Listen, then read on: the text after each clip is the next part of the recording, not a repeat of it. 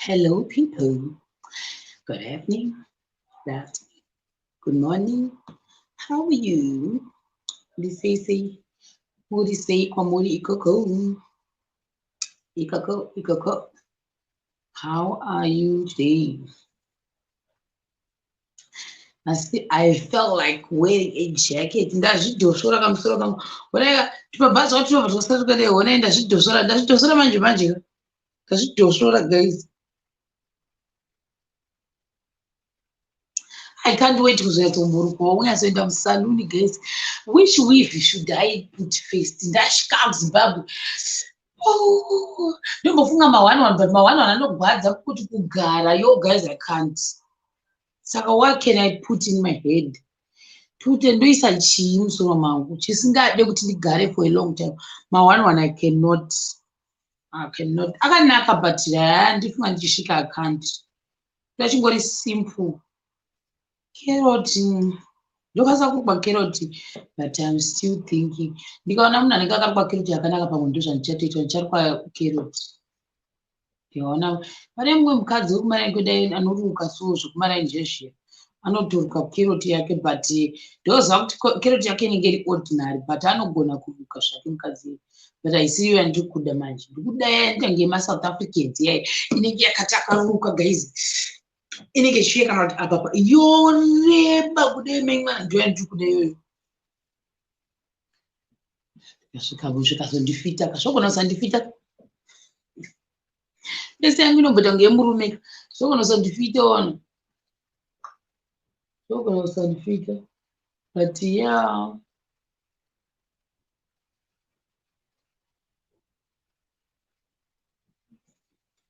Muri sei kwamuri guys? How you are? Zirangura kura. So ponytail. It's a ponytail. Ponytail. Kaizotinakidza tiri kuhigh school. Kakanaka. Uchidawo so kana wakapfeka ikira bvudzi rako richibuda rakadai kamukola richirembera kudai rakaenda kukola iya. Wainyatsowanyatsonzwa kuti bvudzi rangu rakura manje. Rorembera kukola kuya. Rinenge rakareba. Kona bvudzi rode raiti minzi rareba. Rareba singamboiti. Otherwise zviri sei. Aribona kuti tikamira 5 minutes unowanda here kana kuti tiwande kana tikangosvika 30 ndotanga kutaura. Then I start talking. Otherwise we'll see. Kanyaya kangu kanhasi kadiki ndangokafungawo so. Ndangokafunga nhasi. Guys, I remember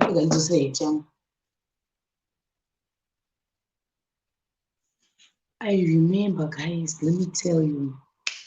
Hey, story time in English. So guys, this is what happened.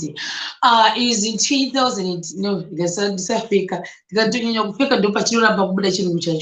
So guys, let me tell you what happened. This was in 2014, guys. So I had this other friend of mine. Her name was Taradata. So this girl became a nurse.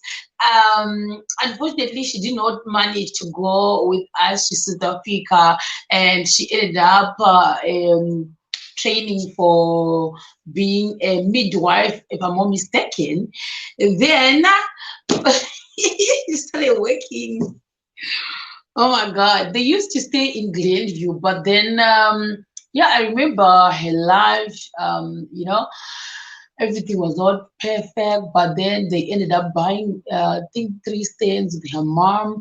They started building their house, and later on, I remember in 2014, she just called me. She's like, Sharon, where are you? I'm like, okay, I'm still in Glenview. Where are you, girl? She's like, okay, we can come and meet at Copacabana as usual. That was my, my CBD, my main area. I went to meet my friend at Copacabana then. She's like, you know what? Today I want you to eat whatever you want. I'm like, are you for real? She was like, yeah, I'm for real. Then we went to chicken what's the name of this shop? I don't remember. I think it's chicken slice. Yes, so there was this other menu and they gave us the menu. Then I was like, are you for real? Are you sure that you want to spend money on me? She was like, yeah, I want to spend money on you. Then I said, ordering the most expensive dish. And I not at that.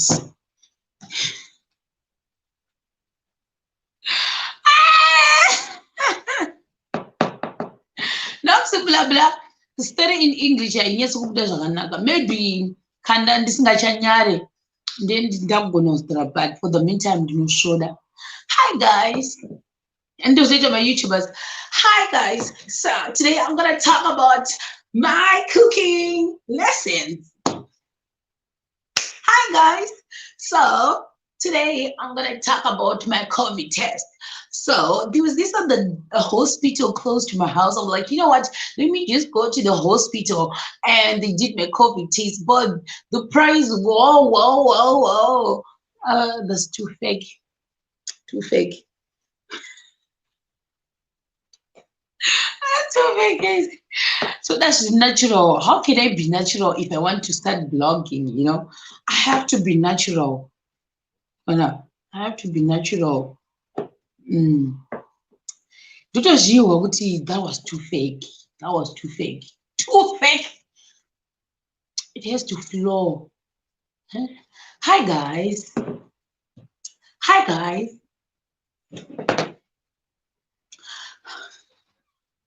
I want to watch you blog about my phone. Hi guys. So today I'm at the mall. I just came to the mall to buy my groceries and also some jackets. It's now winter, and yeah, I'm at OK Green Challenge, and this is what I'm gonna buy for my cousin. I'm just gonna buy this T-shirt for my cousin. It's $5, and I'm gonna buy a kettle for my mom and iron. Yeah, so that's it for my mom. Let's just go to the next aisle.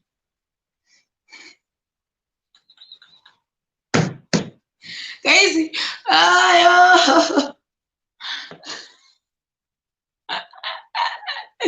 zvondifiteri guys.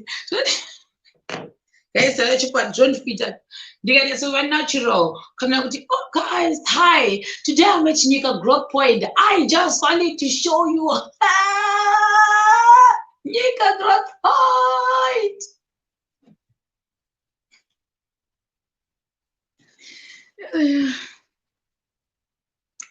Ndinenge ndichablogging guys, you have to get used to that. Nyangwe ndikachivhuna ipapo I think ndikaita kana 20 videos like that. As time goes on mune makujaira kuti shiro ranosanganisa chirungu nechishona, then ininiwo ndinenge ndakuita comfortable ndesingachashoni because ndikata nditi hi guys, today I'm at Nyika Growth Point. I'm just gonna show you the buses, the shops, look at that. It's like I'm supposed to be, hi guys. So today I'm going to Nyika Growth Point. Yes, let me take you with me. Let me take you. That's my life. We say guys. Saka zvinondifita ndezvipi? Zvondifita ndezvipi guys? Guys, ndiudzei inini zvondifita. Zvekutaura ndiri soft here kana kuti ndakuita blogging yangu. Guys, when I start to do my inonzi ndichakupai room tour yangu yandichange ndichiita ino yekuti I'm still thinking every day visualize kuti pandichatora video yeroom yangu inei ndichakutorai video ndokuratidza hai because that's YouTube, right? So you can just post anything. So I think I'm like, hi guys. So it's a girl Sharon. It's a girl Sharon. Introduction. Hi guys, it's Shema. Hey guys, it's a girl Sharon. It's a girl Sharon. It's a girl Sharon thing. They must slay queen. Introduction. Hey guys. Hi guys. It's Sharon. Hi guys, it's Sharon Shema. Guys, I must don't but I'm going to tambura panapa. The party in comment section. You have to help Nika. Didn't you do more? Hey guys, it's your girl Sharon. Go a minute. Yeranaka, but you know, a minute of him go is. You don't need to go into my 21 years. It's a girl, it's a girl, it's a girl. Hi guys, it's me. So today I'm just gonna take you for a room tour. Today I'm gonna give you my room tour.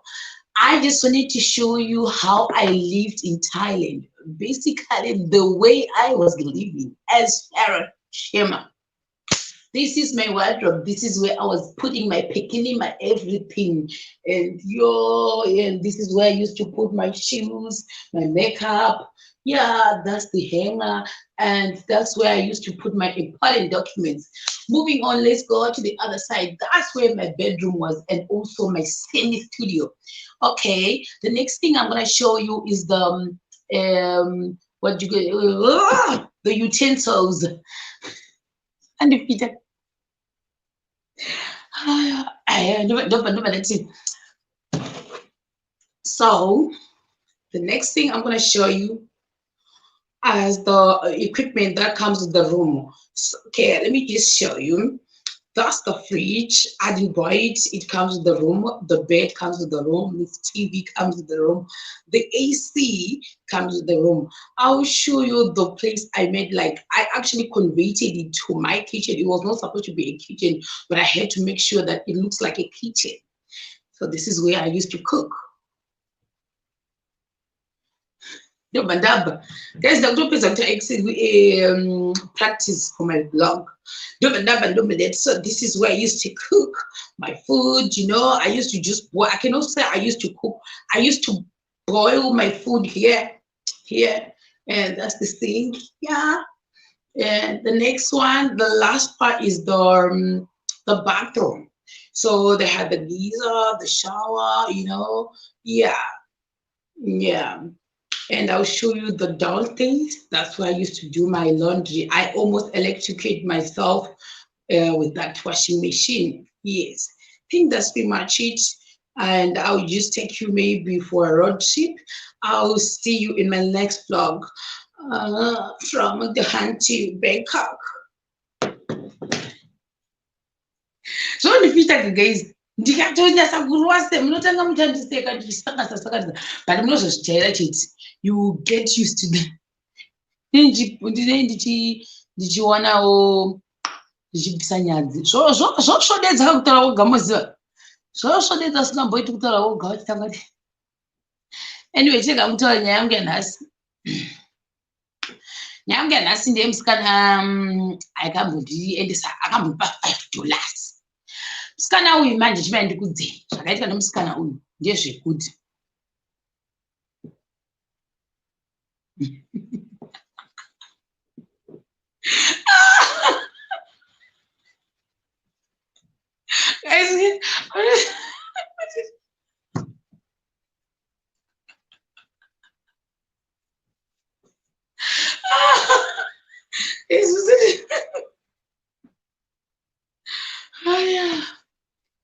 Guys, kana ndinoda kuita broaden ngirikinere takudawo kama guys todawo 100,000 viewers per video ona manje ndinomadawo 100,000 viewers.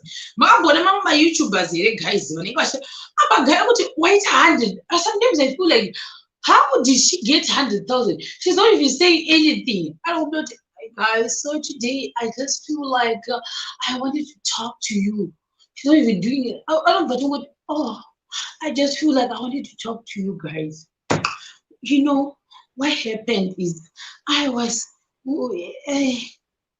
so I went to see this girl who was, in mastori zangu aya ekuti ndakabatwa nepolisi kana ndikangona ndakuita maviews akawanda ndakona kuti pamwe nevamwe vakudzimwe nyika vasingahushona kuona ndakumaita rearrange and start them in English.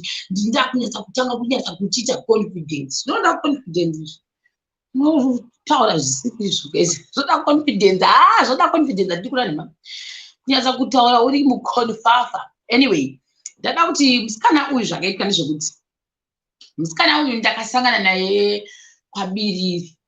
Asi ndasangana naye kwabiriri ka, inini I actually didn't know kuti musikana uyu ndokumusha kwedu. That's ndo pakatangira funny thing papa. I didn't know kuti musikana uyu ndokumusha kwedu. Kumasema chaiko ndo kwaitobva musikana iyeye, but inini I didn't know. Why? Because akusiko kwaakakurira musikana uyu. So then what happened is Form 5, Form 6, she was one of those girls, you know, guys, pane vasikana vanotonzi, yo, this one is the most beautiful pachikoro pese. Zvaiitika izvozvo kumaschools. I don't know if you know about that, but ikoko zvaiitika. So this girl, she was always like that girl. Aitonzi, like I told you guys, kuti kusaidi riya yaka kune kwatuti kumashutu. Saka kune vanhu vandekuziva kuti like havasi vatema vazhinji 99% or 98% ndeve yellow vatsvuku singamboiti, but 2% ndoko unoona 1 or 2 vakasviba. Saka ikoko ndoko kwakuri kumusha kwadhedhi vake. So what happened is baba vake vanenge vakabva vashaika ari muchechecheche ndofunga. Saka akazokura achirerwa namai vake bva vakura vari vaviri. Asi vakura vari vaviri zvakatizoitika zvokuti I think mai vake vaiziva baba vangu pakuti baba vake pavanga vari mupenyu vaipota vachishanyira nababa vangu, plus vanenge vaishanda kusaidi kumwe chete, if I'm not mistaken. Because mai vacho pandaivaona pese vaibva vachinyotaura nyaya yejuzi remurume wanga akashaika. Ndo nyaya yavanyanya kurimemba kuti I remember baba vako vakazoita so vachipuwa juzi zvikazodii. But baba vacho vakabva vashaika, it's said. Akura nemwana uyu namai vake. But atingati mai vake vanga vasiri tsvuku. Mai vake she's that very light in complexion. Vakatsvuka zvisingamboiti as well. Saka mwana uyu manje iye skin yake yengezi atingazoti anga akatsvuka stereki. But mozova vanhu vaya vanenge vachiti akatsvuka, but she's not that light, she's not even dark. Ameno zvaangori pakati papa. So akatora majinzi ndofunga kwese uku. Ndobva asvika akanobhita vanhu vese vaiva pachikoro paya. Iwo aitonzi mbiri yekunyatsa kunaka chaiko musikana yedu. Inini handaitotaura nayewo because like I didn't know her. Then akasvika achistada imwe course yakasiyana neyandaistada inini. Ndo zvakaitika. Asvika achistada a different course from mine. Ndasitoriwo neiwo naye. Ndasikatoti in fact handingamboti taitotaura because like she was not in my class. Guys, let's not fake it. Ku high school kana ku university chaiko, even kumabasa panetori negroup rakuona kuti I belong in this group, I don't belong in this group. Zvinhu zvinotoitika izvozvo ende nyange tikada kunyeberana, I think it's natural kuti unotoona kuti uku havasi veklasi yangu, ava havasi veklasi yangu. Ndo zvada kuzama kutaura ipapo. So now what then happened is aiva neklasi yavo ukuku, intaiva kweduwo ukuku. Saka I never bothered kumboda kumbozva kuti ndiani anta nezvei. Then after high school,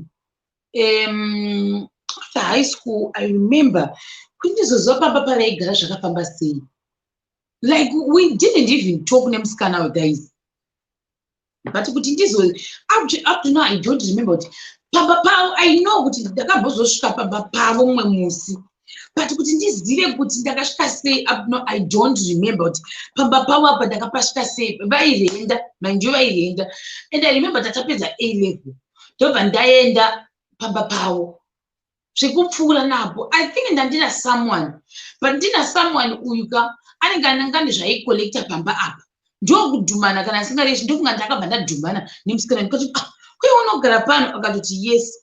Because pane musikana yambogara pamba pedu futi ka vaiita zvekusona. Saka kana singareshi kuda ndokwaitoenda unotora zvinhu zvaanganzi inotora mari here. Kuda ndopandakasangana nauyu. Because I know for sure kuti anga asingambofa akandi-invite kumba kwavo because tanga tisingatoziva zvekudero. Tangoona kuti unostada icho.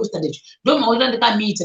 Saka nekungwarisa kwangu ndobva ndadi atanga kutopinda mba because baba vacho paiva very smart and vaishandisa one door. Ndobva mumba mavo ndakamupinda by Ginya guys. Ndamupinda by Ginya, I discovered something. Pane chinhu chandakadiscover chekuti regai ndigumire pakuti I discovered something. pandakaenda kumba kwavo. And this was not by invitation, guys. And ndakuinvitwa nemunhu ndakaita by coincidence kuti ndizoziva kuti ndo pavanogara. But imba yapavaienda yanga yakanaka zingamberi, even mukati macho makanaka. But ndapinda mumba umu ndoda kutaura kuti inini ndazoramba ndichimuziva because like I said tasina kujairana. Like I said kuti tasina kujairana. So manje zvakachizoitika ndezvekuti ndakaenda kumba kwedu, guys, chifungwa cha saka inini pandaiva kuchikoro ini ndichiita samusikana uyu ndaimuisa muklasi imwewo, klasi yekuti unoisa mumwe munhu muklasi but klasi yacho pamwe iyo haisiri iyo yaati asvika pathat level. Ndo zvandogumira kutaura ipapo. Andikura nema ndakatogara pasi ndikafunga kuti saka pataiva kuchikoro taitofunga kuti vana uyu vakadai. Izvo is different. But here is the thing, Mwari anoita kushanda kwakapenga manje. This same girl ndatenda sikatombotaura naye kuti kuchikoro ndikazoita coincidence kusangana naye ndikazoona pavaiekera pachoni zvikatondishamisa because inini ndaitofunga kuti vanhu vari rich zvisingatomboite ndozvandaifunga inini ndakamisa muklasi. But ndadero manje ndobva ndazoti mumwe musi futi this time vanga vazotama pavazoda unogara pane imwe imba. Zvinhu apa zvasazvachinja mazuva iwayo, zvanga zvichangoramba zviri same situation. Apa pafuti hatisati takunyatsa kutaura tese mind you, hatisati tauri ropa redu hatisati taclick, tichiringoita zvekungoti muchingofungirana kure because ndangoti shamwa dzake ndivana nhindi.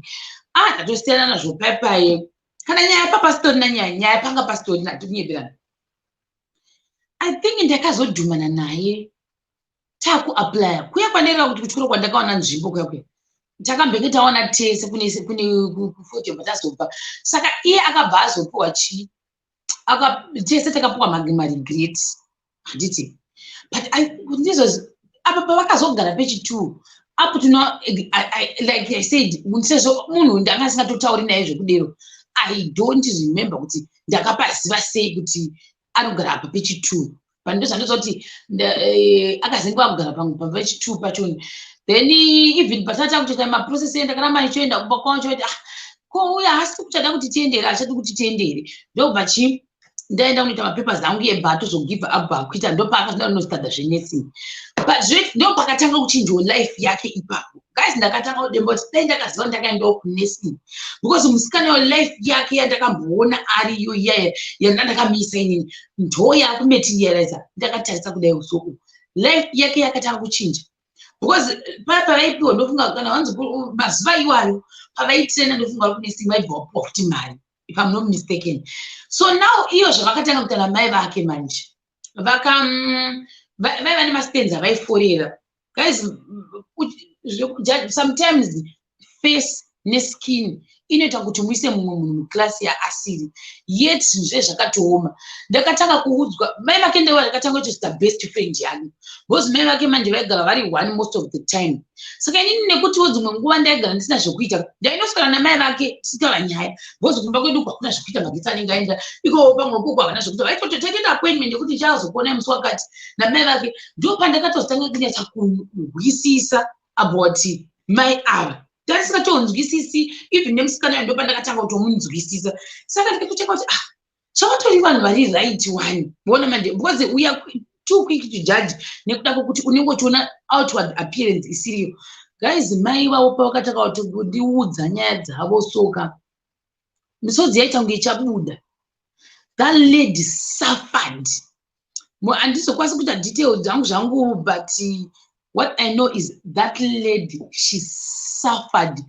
Kusvika vata decision yekuti mwana wangu ndomuchengeta ndega ari one kudai so.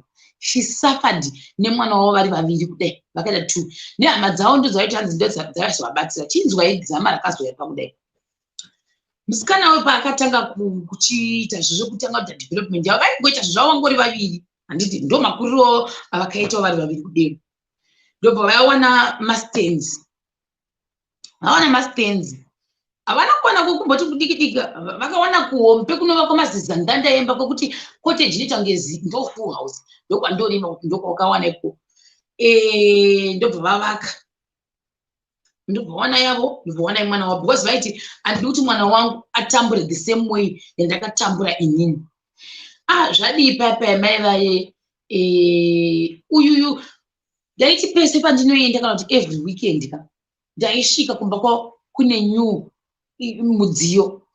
Nhasi wasvika because vakambenge vachibika neka 2 plate, vakandotenga zizandanda zi4 plate, vakasvika pakutenga mawashing machine. Guys, I'm telling you, vachirodya mumba pavaidodya ipapo, mumba mavo vakasvika pakuzadza furniture vasati vatama, kuzadza kusvika pakumisa, kuti zvinhu zvawandisa nawo manje, zvawandisa vanga vakumisa madziro, kuti even pandanda kutomboenda dzimwe nguva chinosvikira ikoko ndaishautsika ndopinda sei kuti ndifambe ndiende kunogara pasi papa, zvanga zvawandisa gezi.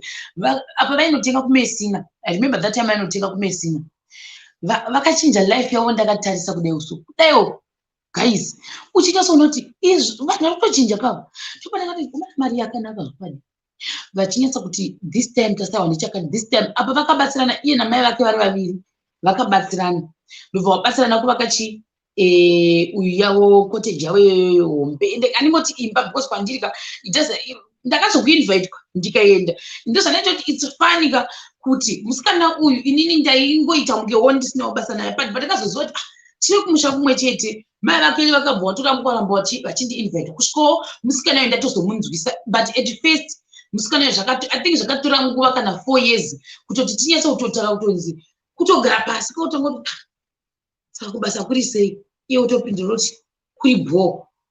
Waitofunga kuti saka kupindura kwatoita akasina kupindura kana akasingadi kupindura. Ndo zvandiri kuzama kutaura izvizvi 4 good years. Ndofunga ndokutanga kutozotanga kunzwanana pepe, ndokutanga kuzoti open up manje. Pakasanga kuti open up ndo patakatanga kuti kuramba chingotaura. Ndobva vazotama vakaenda, ndefana kunge ndavabatsira kuenda unotama, but kudhundu time dzavaitama dzato dzadzakasingaiti, plus kwavaienda kwacho kwangu kwakaita kuri nekumaraini kwangu nemastenzi avo. Ndobva musikana yaramba achishanda ari nesi wake vakaimba imba yavo, vatokugadzira imba yavo memwana. Ndakabva ndazokuinvitwa. Guys, I won't lie. Ndakangoti Mwari ka variko squad, Mwari variko. From what I saw kwekutanga kuya zvandiri kutaura izvezvo ka to what I'm seeing right now, zvakaoma. Ndakaenda kuti kanoti ndikatonovatako, it was really nice guys. Ndakanyatsa kugara pasi ndikati Mwari ndimero munovhurira magedhi vamwe vanhu kudai, aiva vakavhurirwa ivo ndivo ndoti maprayers avo akaanziwa. Asi manje I think family yapa yakazozviziva yeuku kuti uyu anenge akuita zvenursing uyu, vakatanga kuita mademands, vakatanga kuti tichengete iwewe from nowhere. Mwana wangu asina kumbochengeta, vachasei mai acho vaigara vachizvitaura kuti mwana wangu ndakamuchengeta ndega ini, ndichiita kuti ndikumbiro chakati vachiramba. Mai vakutanga kuti hama dzake nawo dzakuti tichengete, isusu tiri hama dzako saka tichengete. Kwanza vachinasa kufona kuti tipe mari from nowhere guys, kotanga kuti tipe mari. Vamwewo vanzi oko hazvina kushata,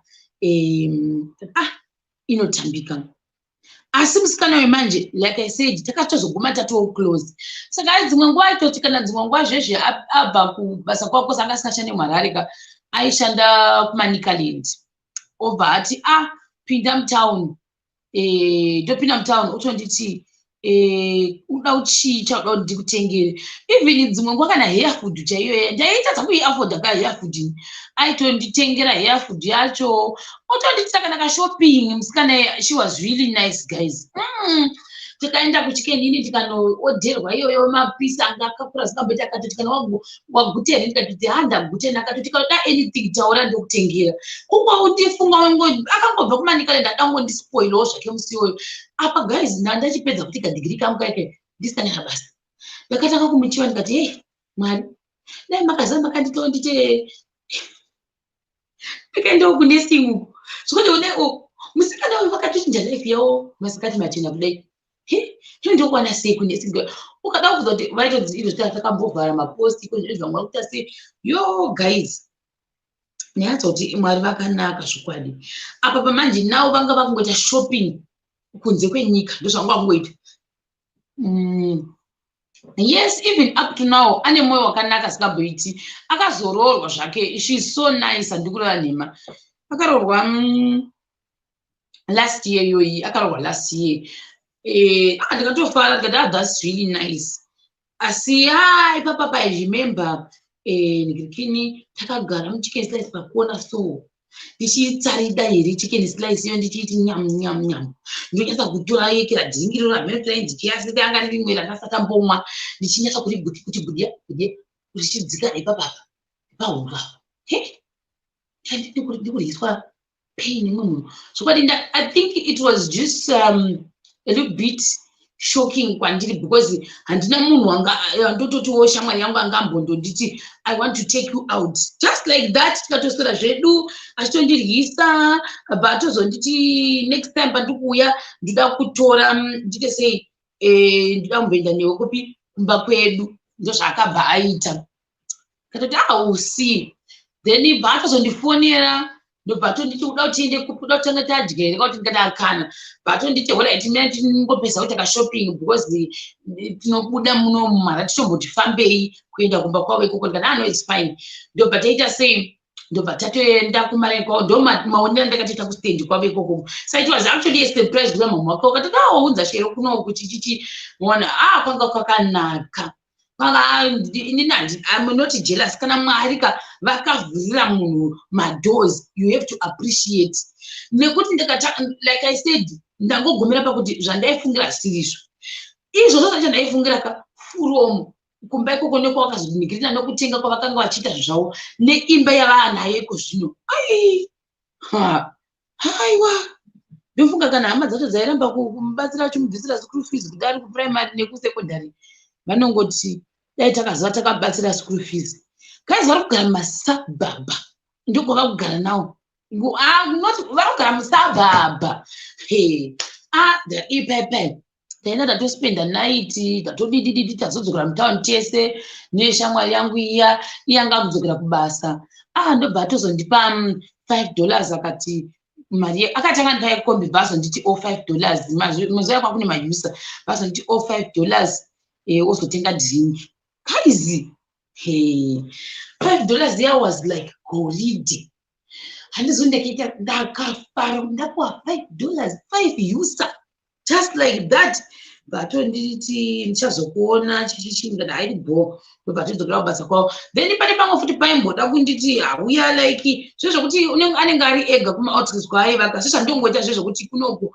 kune uchibowa because unenge uri kuma-outskirts sikeyaito zvita zvokuti anombopota achitora mafriends ake ombogara nawo chero week ndozvaitoita she was bored saka aigona kungovhunza kuti uri kuitei ndoti panoti hausi kudambouyako kumboita kaholiday guys gaya kuti munhu wanga wasingatombotauri naye zvekudero without one person akaguma ava nice to you to that extent kutoti atati ini ndakapuwana kuti full house ndingana kuti 7 marooms saka ndikuda kuti uye uzondishanyira kuti unongouya ungogara ndinongokufidha uri kuno dangovanwa munhu wokutaura naye hapana upoa ungogara wombobvawo marare wouyewo kuno kwandiri ndaizotadza kuenda because obviously tumabrothers twangu twaisara tusina vanhu saka dzimwe nguva paneidoti kana holiday iripo haudi here kuya nekabrother kako kwachoni mombouya kana kumba kwangu she was really nice guys handimbodi kunyeberai anga ari nice musikana iyeye aizama by all means because aizvihwisa ndofunga panguva yekuti I think ndandane stress yekutsvaga basa ndichirishayiwa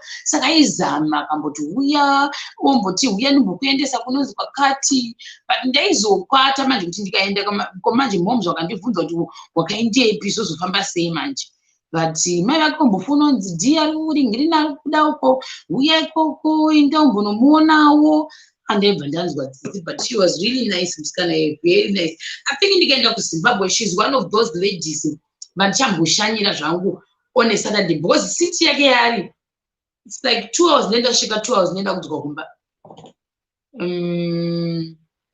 yes ndenda kuZimbabwe kana zvinhu zvangu zvabo ndichamushanyira tombonoita ndigochgochi ndiri kumba kwake cause handina kana chakaipa ndatongomufungawo nhasi guys kutoti zvakaoma guys munoziva ende zvinongoitisa fani kuti ndaimu like unongochijaja munhu zvisiri izvo yeti ndiye mumwe munhu iyeye akazomira nawo kusvika kwokupedzesera iye nemumwe futi musikana so itu one wacho ari kuSouth Africa ndakatombomutaura kuti I think one wacho ari kuSouth Africa iyeye futi she was nice but kuti zvokuzonipa hake $5 nekuita masleepover akana uyu ndiye andoreva kuti uyu anga ari bho zvake munhu uye ndatongomufungawo zvangu ndachongomufunga nhasi sikana wenaini akatombotibatsira ne$5 kana uzimbabwe mwari vakandichengeta zvakanaka tiri mutano aiwa ndombotomushanyira kusiti kwake kwaari ndoswerawo ndinaye ndodzokera kumba zvangu just to say thank you. Maybe what I should do is ndinomutsvagira a nice present sezvo ane mhuri so maybe I'll try to see kuti what I know for sure is haasi kutambura and excuse me. What I know for sure is haasi kutambura musikana uyu akagarika even the husband wake wakamurora wachoni munhu atoriwo nebasa rake rakanaka zisingamboiti saka chandokosa kuti handechekuti maprayers ake aiendera kukereke aiwa zvakaita so that's what I can say pamusikana iyeye saka ndinotombofunga kuti what kind of a present should I get here kuri kunzi zvazondiitiro rimwe gore ona zvinhu zvakaita sezvemukitchen what I know for sure is anazvo zvese because like she's that kind of a person anotenga zvemukitchen zvisingamboiti futi maona manje saka nditofunga kuti chii guys ndibatsirewo ndeipi present ingatoita yekuti unotengera munhu akambokudaro achikurangarira pawest moment iyi munhu akazokubatsirawo achimiramirawo newe ipresent yakaita seipi yaungatengera munhu yakaita sei present iyoyo tozvifunga right now moisa tozvifunga izvozvi ndikuzvifunga izvozve kuti ipresent yakamboita seipi yaunofanira kutengera munhu iyeye such a beautiful soul present yakaita seipi mona because type ndikuti nezvakaika zvinezvi kuchitogarika kwatoita kwatoo times 10 kupfuura kuzvandai ndichitaura izvi kuti mwari vakazoanza maprayers ake nezvi ndokutoa kutoti munhu unotokudza kutoti kana unguya nemabrazilian undivigirewo kana mabrazilian 4 ndotype ndikutaura kuti she can literally pay for that. She can pay because like anazvo right now iye akunda basa kwake kukanaka I think anoshanda ku-NGO murume wake futi anenge akushanda ku-NGO saka she has everything muona manje gift card I think ndoda chinobatika hanzi tise nyaya handizvinoita kumhoresa munhu wadzomhoresa munhu pa-first 5 minutes sorawo ndacho chiri tangible hanzi T-set pakatimboda paGoogle toy ma-T-sets T-sets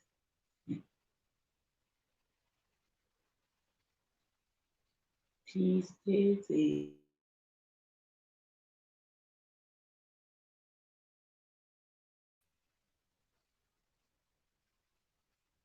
oh ayo well that's really nice guys hey dai anga sina kuwanda ndaimatenga hiye ndoenda nawo I'm sure angatoda something from Thailand handiti because andingada kuti something chandakabvarowo chakabvawo kuThailand nemunhu but chii because nandi zvinorema kama-kgs angu akawandisa T-set is really nice, very nice indeed. Really nice. T-set. Hanzi vanhu vakadero varipo but vashoma. Yeah, very true. Very true.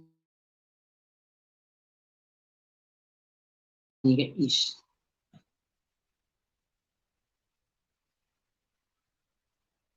Ndotoona pakati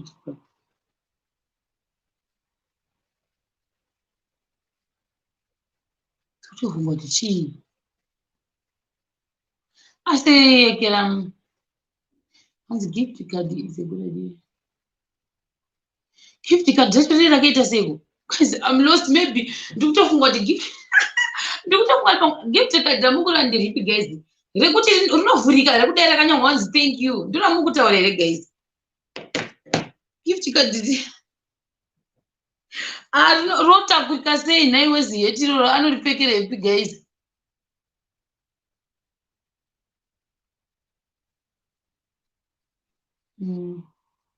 What's a gift? Ine makadzi ndikufunga anenge akanzi happy birthday aya kana kuti thank you.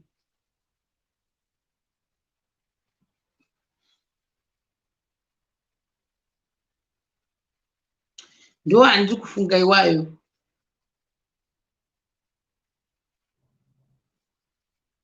Oh, gift card voucher.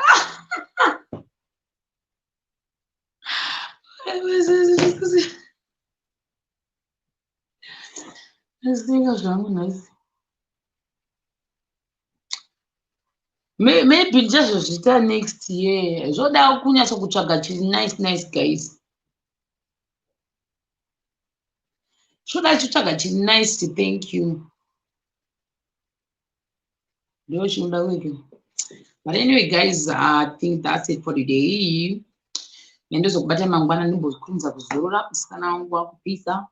Isaina wangu wakupisa. Ndakunozorora ndasora ndakagara panapa. Bye, good night. See you tomorrow. Guys, one more day to go. Nema noodles.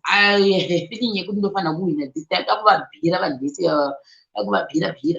Guys, bye guys. Manoodles imba yakatondiradza ake akatotenga. Saka guys, kana kuti matenga manoodles enyu amene inu mangwana ndo last day kuno matenga. Bye guys. See you tomorrow. Mangwana ndichimbosikidza. Bye.